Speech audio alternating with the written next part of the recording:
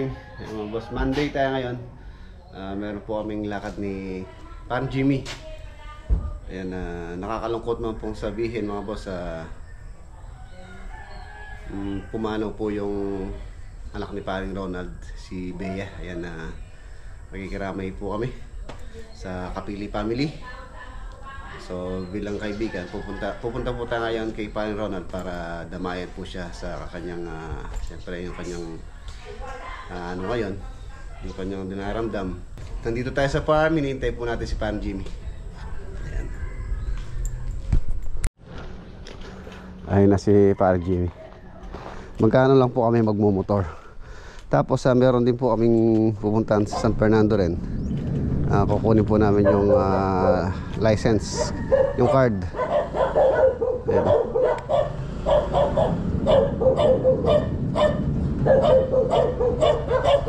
Pare, ganda ng motor mo pare malinis Kubo mo. Ha? Sa ganda yung kubo. Oo. Hey, hindi mo kilala si Jimmy Speak? Huh? Hindi kasi ko nanonood ng YouTube, no? Ano pala yung ano pala yung ating kulungan ng aso.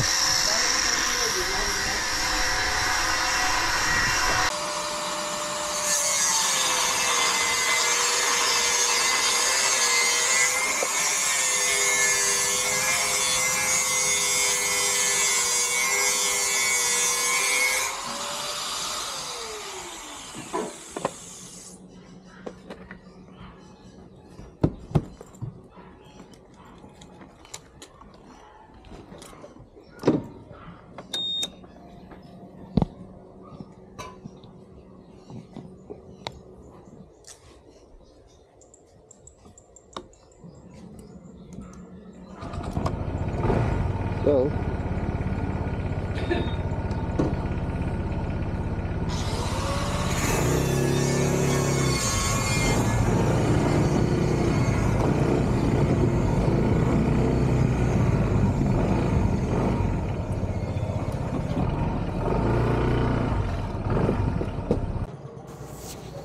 ayan, sa wakas po ginagawa na rin po yung kalsada rito sa amin, dito sa may highway. Lagi pong mabigat yung traffic dito, gawa ng yung kalsada rito is napaka grabe yung sira, pako-bako pagka umulan. Napakahaba ng traffic dyan. So yun, good news, ginagawa na siya. Sana tuloy-tuloy po yan.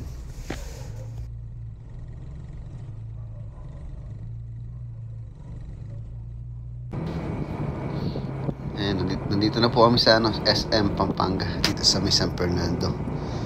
So unang lakad po namin ni Pan Jimmy, diretso muna kami sa LTO para kunin po yung card ng aming driver license bago tayo dumiretso sa bahay nila paring Ronald.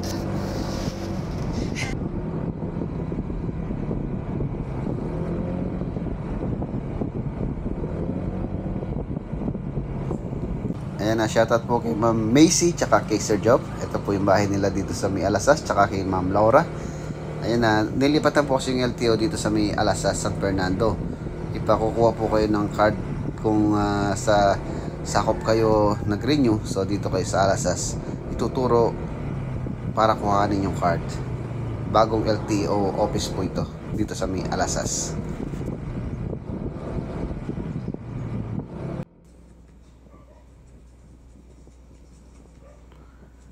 Ayan, nandito na po kami dito sa may LTO.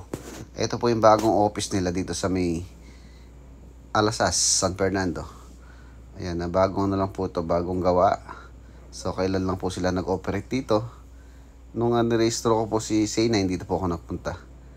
So ngayon nakukuha rin natin yung card ng ating driver license with paring Jimmy.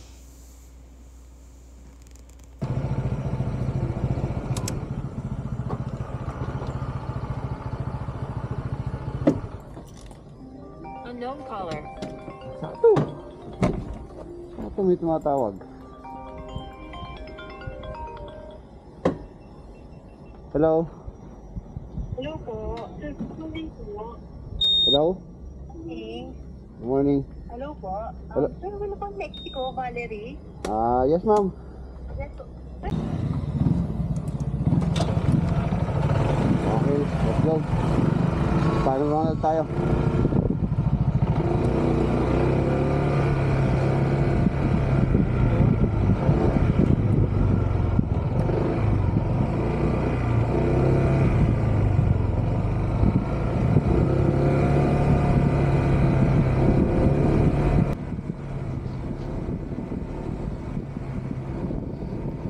Ayan na, nandito na po kami. Dito sa bahay nila paring Ronald Capili. Ito pong bahay na to, isa rin po sa previous project natin 2 years ago. Ito yung bahay.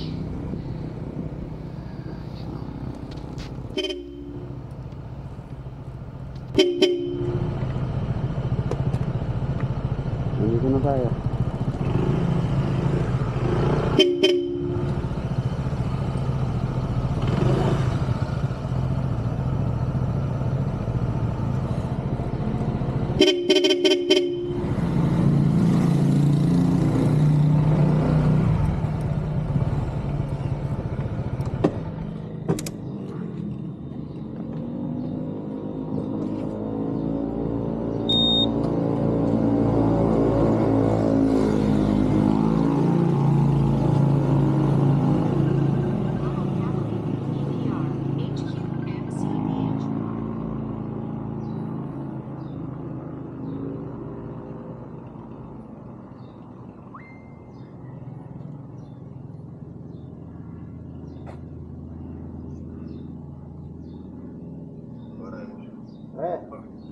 Morning ka?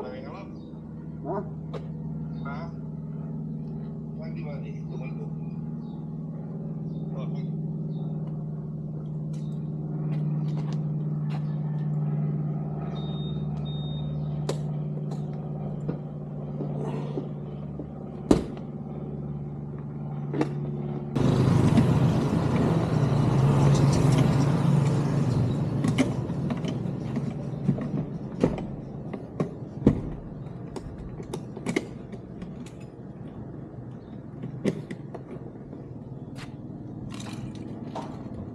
Ay, palubilo.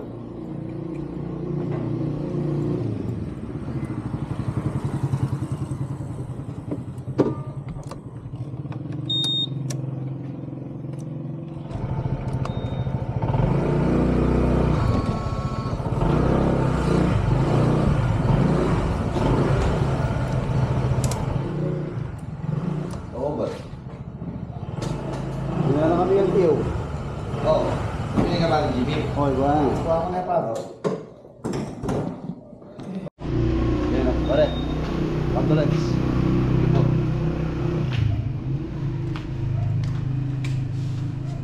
A few moments later. Okay. Pare ka. Pare. Thank you. Pare. Ingat tayo, ingat. Thank you so much, pare.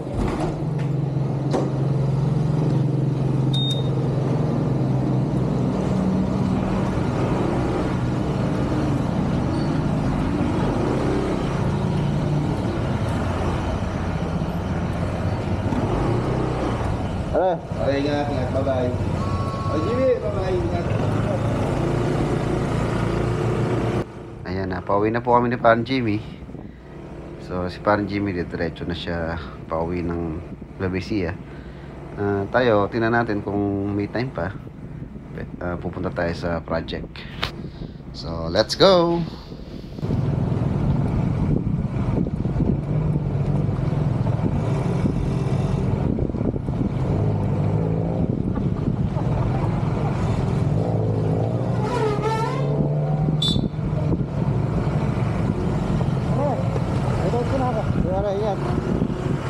Dito na ako mag-iwalay ng family.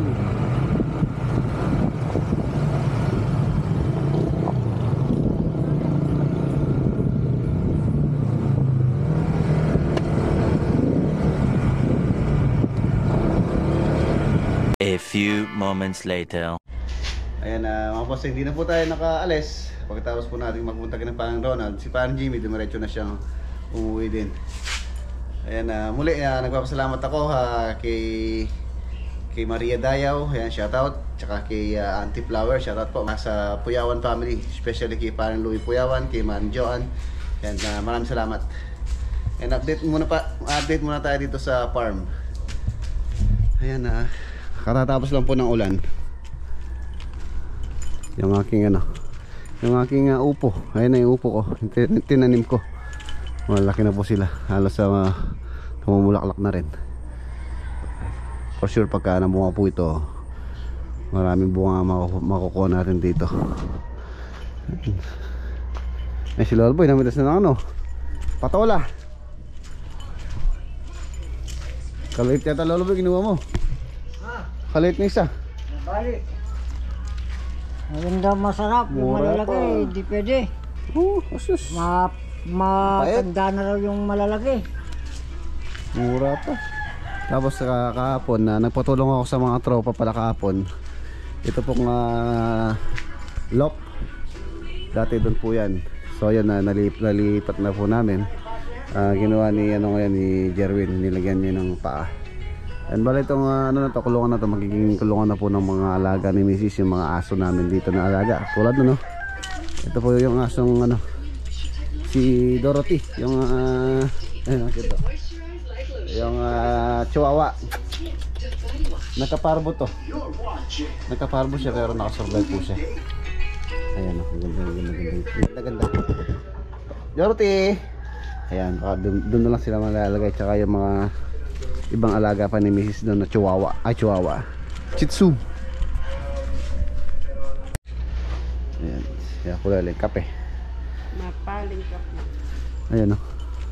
Tapos pinalalagyan niya ng Pangalalam doy, basta kulungan. tambuna naman. Oo, huwag yung makalalim. Ano na naman yan, sa harang lang harang. Nilalagyan ng harang para pwedeng ibaba yung mga aso dito sa ibaba. Lalagyan ng mesh wire para dito lang sila sa area na yan. Mga ano po yung lalagay dyan, mga Shih Tzu, mga alaga ni Mrs. Marami tayong alaga dito. Meron tayong alagang askal dito. Yung askal dito lang sila, bantay po sila. Yan yung pusa si Kiloa. Ito yung pusa ko. Ay, ito. Ano punta? Ay, pa isa. Ito nung Siamese ko to Nalayan po siya ng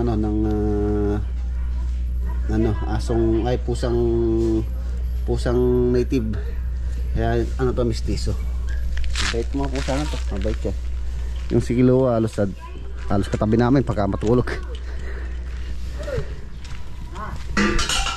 Tapos kahapon inayos ko rin tong mixer.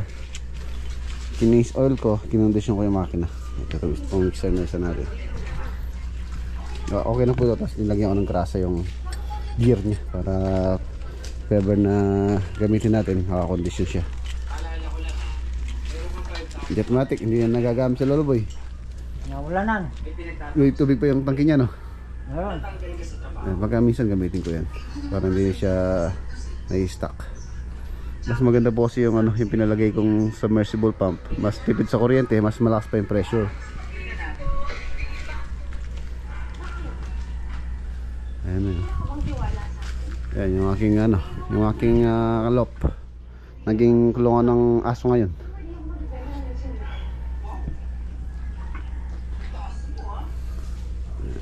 Yung mga aso dyan na lang. Ito muna tayo sa mga tanim ni Lolo Boy. Yung binigay sa akin ni Kapitana, hindi ko pa nagtanim. Ito yung mga elephant. African talisay. Hanap po muna siya ng magandang pwesto. Gusto ko kasi pagka nagtanim to, permanente na. Ito yung kulay green. African talisay din po yan. Ito yung magandang variety ng African talisay. Yung binigay ni Kapitana. Shoutout. Tsaka kay Capsar ng Cruz. Tsaka to, binigay ni Kapitana po ito magandang klase. Pang mayaman. Pagka nanan natin yung kanyang location, doon natin tatanim. Ayun. Ka-harvest lang ni Lolo Boy kahapon dito sa talong niya. Ay, nakakatuwa, kumikita pa si Lolo Boy dito sa kanyang talong. Nung nakaraan naka 300 pesos siya. So kahapon yata, hindi ko alam kung nakamagkano yung benta niya. Ayan, nalilibang na si tatay, saka si nanay, kumikita pa. Dito tayo. Tapos lang ng ulan eh. Ayan, tapos instant ulam tayo. Gusto lang natin ng talong. Ayan lang, pipilas lang tayo, sariwang sariwa. Ito masarap pirito, yung malaliit na yan. Tapos kahit sausaw mo lang sa bagoong isda or bagoong tsaka suka. Tapos meron patola, upo. Yun yung upo, naka-harvest na rin sila dyan na dalawa nung nakaraan na malalaki, mahaba.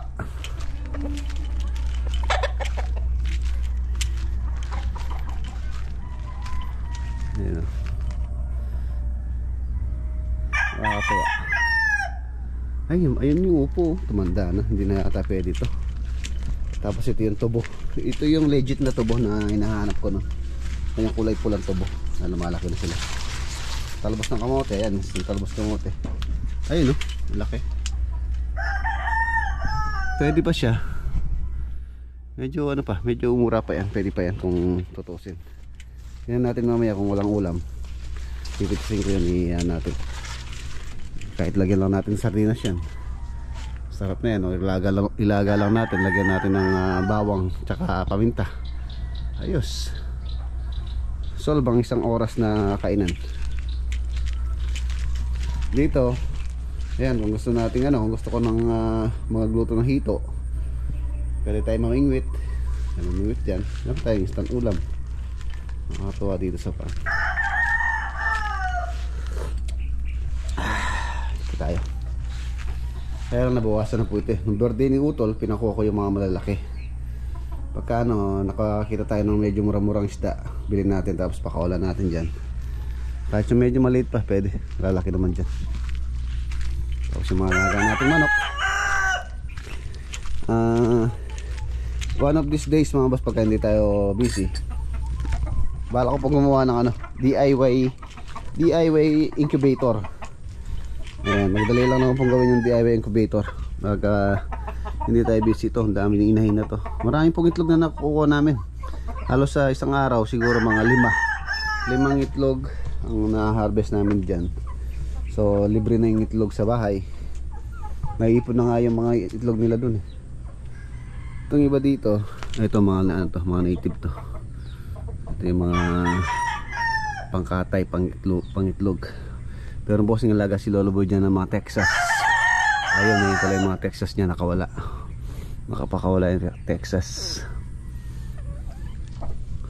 Ito yung kay Lolo Boy na alaga rito. Yung iba dito kay Parang Louie. Tapos yung iba mga binigay si Cap Hernan Cruz nagbigay. Yan si Parang John Toy. Maraming pong nagbigay sa kanya. Yung iba na nasa kumpara niya doon niya pinakokondisyon yata. Tapos ito yung sinubukan po namin magtanim ng dito, repolyo. Ayan, repolyo po ito. Hindi ko alam bubunga to. Ayan, sa niya malusog naman. Pero sa ibang sa Benguet, yung dahon nito talagang malapad, malalaki yung dahon. Ayan pa yung iba mga repolyo po yan. 2 pesos isang binili ko dun sa binilhan natin ng talong dyan sa San Mateo, kung saan bumibili din si na parang Jimmy tsaka mga ibang farmers dyan sa Arayat. Ayun na po yung ating simple vlog for today. Tapos yung bahay kubo, yun, doon na po natutulog si nanay tsaka si tatay. Ayun, tulad ng natin, balak natin sa kanila, yung ginawa natin sila ng kubo.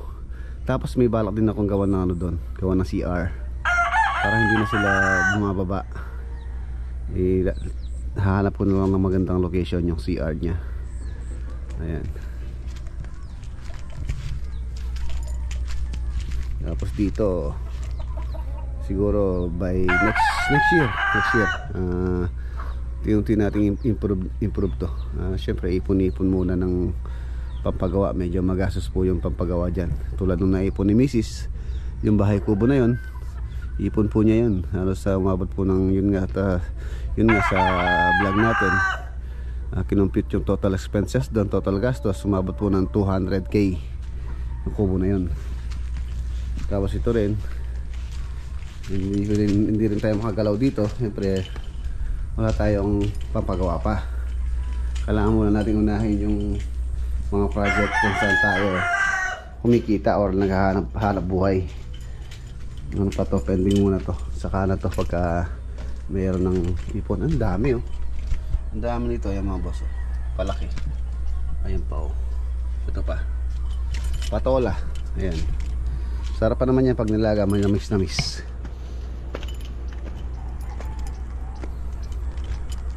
Ayan. Ito yung ano. Ito yung view. Kung may budget lang, mapapaunti-unti natin to. Soon. Hindi kailangan madaliin. Kung ukol ay bubukol. Ayan, kaya nga.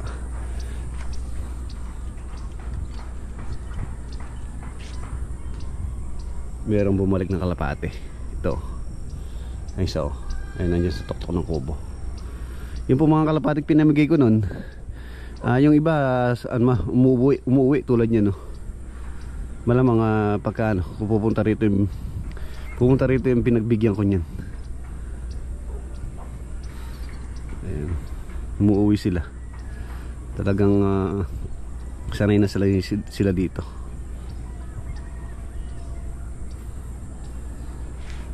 Ayan siya oh. Kalapate. Umuwi siya. Nahanap niya yung kulungan niya. Kanina nandun yan eh. Kulungan niya kasi, kulungan po nila doon dati. So ngayon wala na yun. Medyo maluwang na dyan. Noong wala pang mga ano dito, tulad yung mga kubo, yung kubo din doon, maluwang po siyang tingnan. Pero nung nagkaano na siya, nagkabahay na o nagka-improvement na, parang lumiliit. Ang total floor area po nitong lote na to is 1,500 square meter. Ayan. 1.5 hanggang doon sa may harapan. Medyo yung frontage niya at least siguro mga 15 or 18 meters yung frontage. Maluwang po siya dito sa likod. Ayan. Mahaba siya kung tutuusin. Tapos ito sa kabila, ang total ano kasi nito, itong lupa kung saan natin binili to, nasa 3,200. So yung sa kabila, sa kapitbahay, yung pumayari dito dati, 1,700 po yung sa kanya pa. Ayun.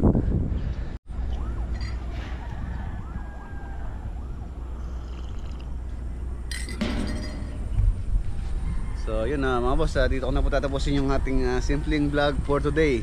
Muli, nakikiramay ako kay paring Ronald Kapili tsaka sa Kapili family. Ayan pare, taksan mo lang yung loob mo.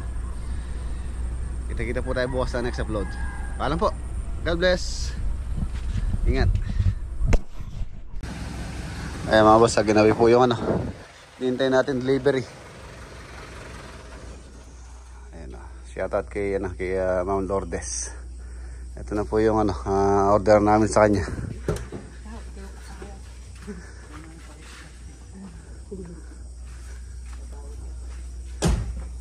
Hamba po to. Gagamitin natin to sa ano, hello sir. Gagamitin natin sa ano, sa Pangasinan. Ayan. Sa Rosales project.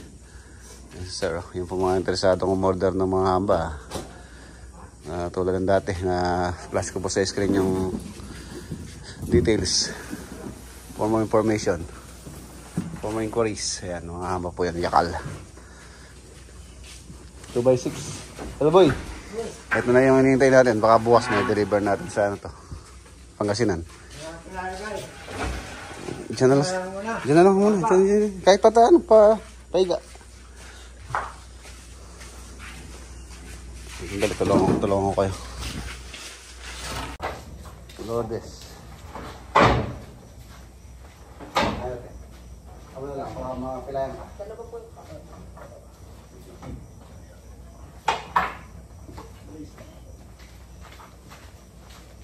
Papatong natin.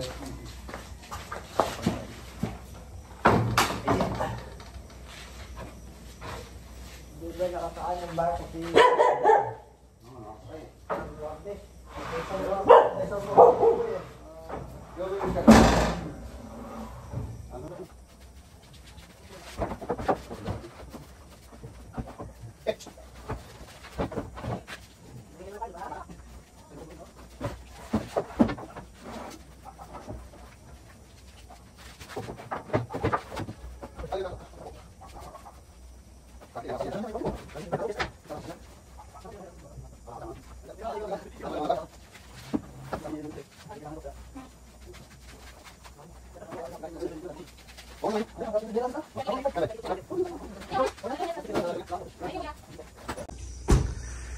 Naginabi po sila. Bali 10 po yan. 10 yakal. Yan, shoutout din kay kay Tatay Florito. Bali yung sa kanya mga boss, meron po tayong project dun sa... Okay, ingat po kayo.